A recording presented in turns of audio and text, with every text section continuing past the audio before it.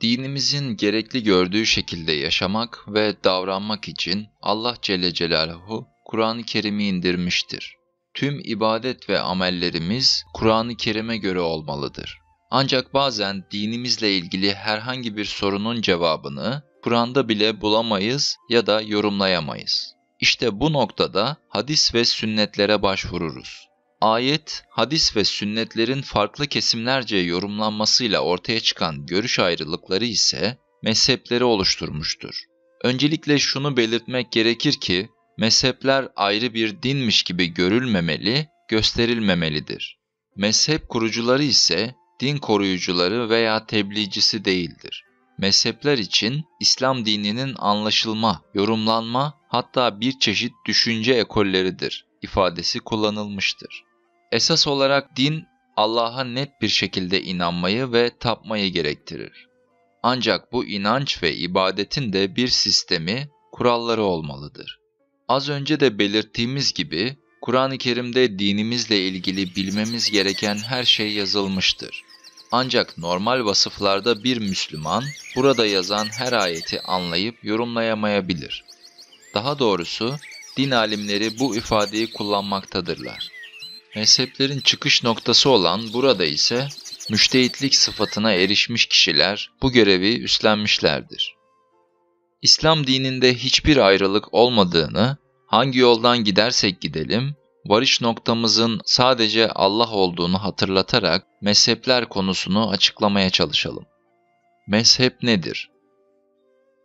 Mezhebin kelime anlamı, izlemek, gidilen yol, benimsenen görüş demektir.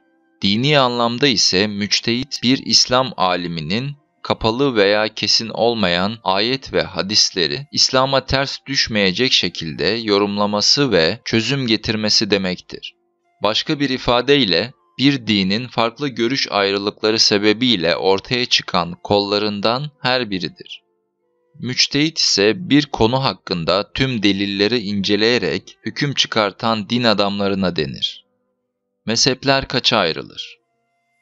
Birçok dinde mezhepler vardır. İslam dininde ise mezhepler fıkhi ve itikadi olmak üzere iki ana gruba ayrılır. Genel olarak en çok duyduğumuz ve 4 ana mezhep olarak bildiğimiz Hanefi, Maliki, Şafii ve Hanbeli mezhepleri fıkhi mezhep başlığı altında yer almaktadır. Fıkhi mezhepler: İslam dininde ibadet, evlilik, boşanma, ticaret, miras ve amel gibi konularda ortaya çıkan görüşlerin sistemleşmiş olduğu mezheplerdir. Buna göre Sünnilerin 4 büyük fıkhi mezhebi vardır. Hanefi mezhebi, İslam dininin Sünni fıkıh mezheplerindendir. Kurucusu İmam-ı Azam diye bilinen Ebu Hanife'dir. Hanefi mezhebi ilk olarak Irak'ta doğmuş, oradan batıya yayılmıştır. Abbasiler döneminde başlıca fıkıh mezhebi olmuştur. Abbasilerden sonra Hanefi mezhebinde bir gerileme olmuş, ancak Osmanlı Devleti'nin kurulmasıyla birlikte yeniden canlanmaya başlamıştır. Günümüzde Türkiye, Afganistan, Pakistan, Mısır, Suriye, Ürdün, Hindistan, Bulgaristan, Yunanistan, Bosna Hersek ve Romanya Müslümanları genel olarak Hanefidir.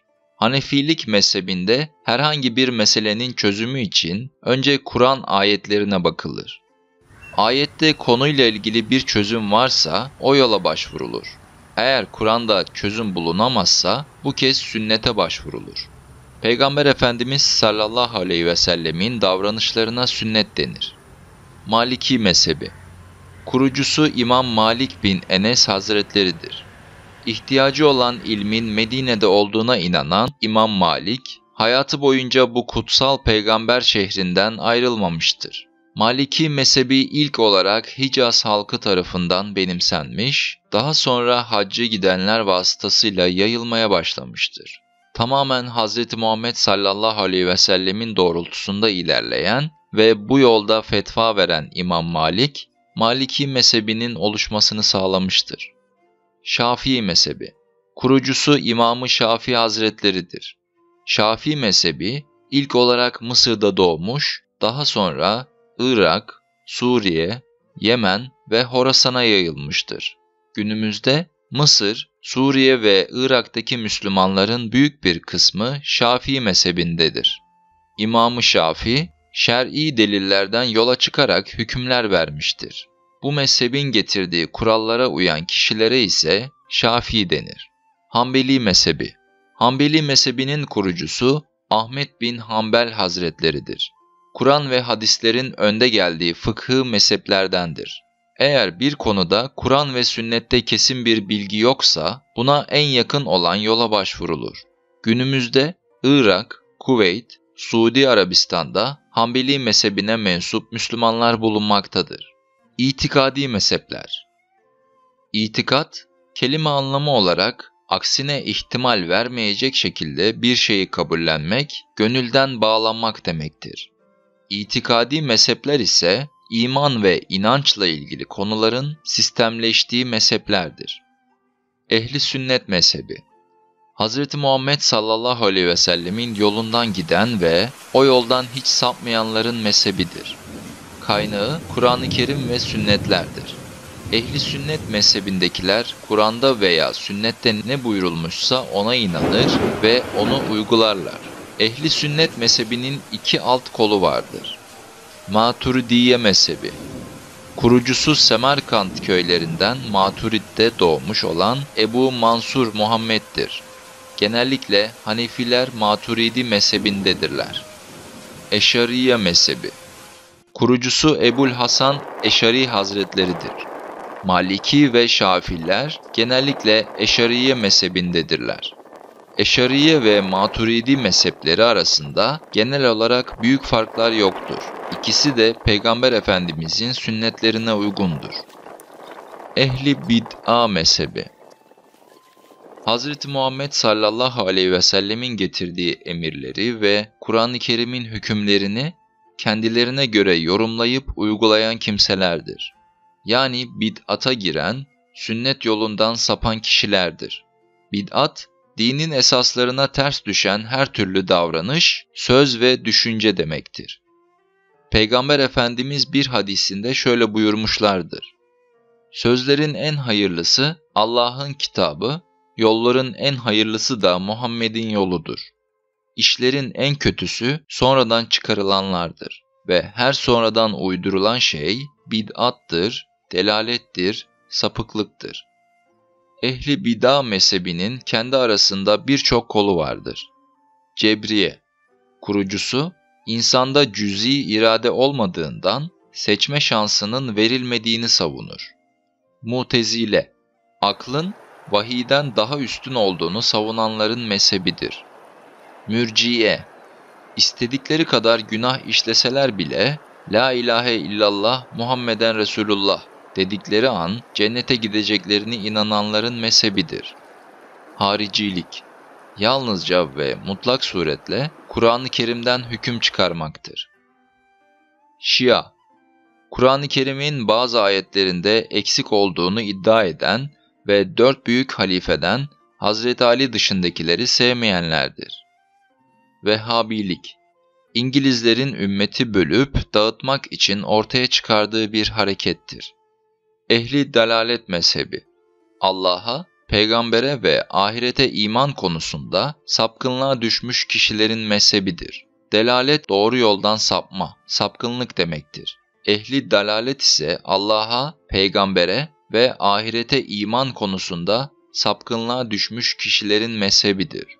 Durzilik ve Bahailik bunlara örnektir. Bahailer kurucularının ilah olduğunu savunur, namazlarını onun öldüğü evin önüne doğru kılarlar.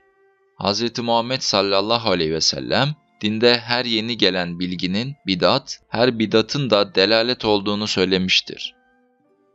Mezhepler nasıl ortaya çıkmıştır? Hz. Muhammed sallallahu aleyhi ve sellem, hayattayken sahabeleri etrafında toplanır, merak ettikleri, akıllarına takılan her soruyu sorarlardı. Peygamber Efendimiz de Kur'an-ı Kerim'in nasıl yorumlanacağını ve ayetlerin iniş sebeplerini tek tek bildiği için en doğru şekilde yorumluyordu. Ancak Peygamberimizin ölümünden sonra sahabelerinin bir kısmı Mekke ve Medine dışına çıkmışlardır. Gittikleri bu yerlerde halk dini konularla ilgili sorunları onlara soruyor, onları adeta bir müftü, muallim gibi görüyorlardı. Fakat her yerin kendine özgü örf ve adetleri olduğundan bazı meseleler de buna uygun olarak çözülüyordu. Farklı yerlere dağılan sahabelerin bu uygulaması ile zamanla farklı görüşler içeren mezhepler doğmuştur. Bugüne kadar hemen her Müslümanın sorduğu ve merak ettiği sorulardan biri mezheplere gerek olup olmadığıdır. Kur'an'a inanan herkes merak ettiği bir konuyu açıp okuyabildiğini ve çözümü bulabildiğini düşünür. Ancak sıradan birinin dini meseleleri Kur'an ve sünnetlerden doğrudan doğruya öğrenmesinin mümkün olmadığı savunulur. Bunu ancak müştehitlik sıfatına erişmiş büyük İslam alimleri yapabilir denmektedir. Mezheplerin nasıl ortaya çıktığı ve genel özellikleri hakkında sizlere oldukça kapsamlı bir yazı sunmaya çalıştık. Çok fazla fikir ayrılığı bulunan mezhepler konusunda şunun altını özellikle çizmek istiyoruz. Videomuz taraf tutulmadan sadece var olan sözlü ve yazılı kaynaklardan yola çıkılarak hazırlanmıştır.